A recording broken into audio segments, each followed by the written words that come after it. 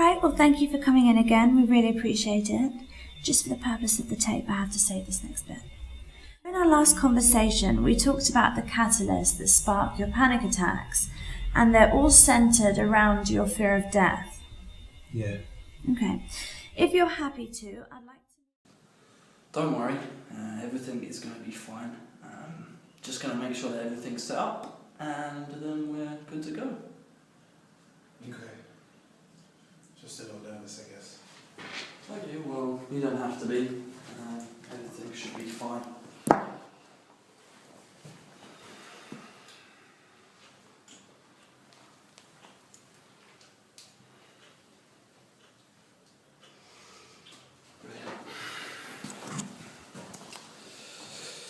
Right, well, when you're ready, we'll get started.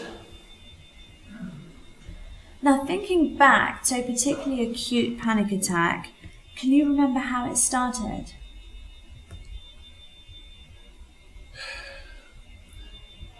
Well, it always felt like it came from nowhere. I would have a thought most of the time it was something quite innocent, like watching someone die on film. Then it would stop. This overwhelming sense of fear would grip me and I'd gasp. With that gasp, I knew that the panic attacks had started. Okay, so this gasp signaled to you that you were starting something that you had to see through to the end? Pretty much. At that moment, the fear started to take on a life of its own. The gasp would happen, and a stream of thoughts would just rush through my mind. Okay, and how then would it progress? It's like a stream of thoughts would stop darting backwards and forwards, and one major thought would just take hold and settle inside of me. That's when things started to get really bad. I couldn't take my mind off this one fixated thought. I remember one occasion the thought was, you have no idea when you're going to die and how you're going to die. There's nothing you can do about it. It was terrifying. I literally had no control over that point in time where I was going to die.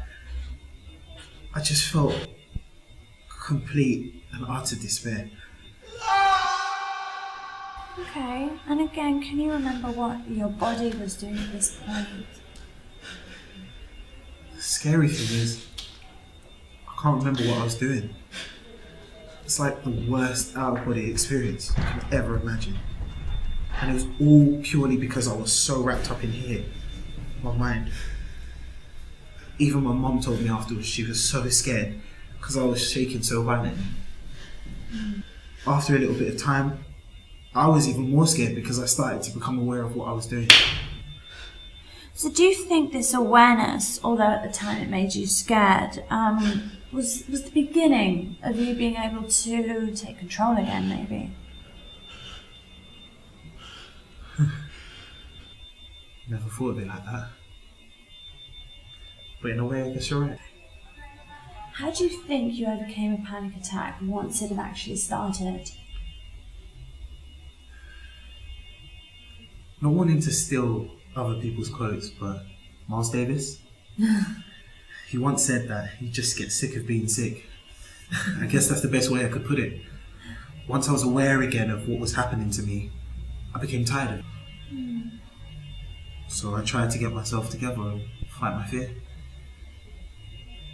Thank you very much for your time. Thank you for coming down. I know it couldn't have been easy to recount all of that. That's alright, glad I could help. Interview terminated.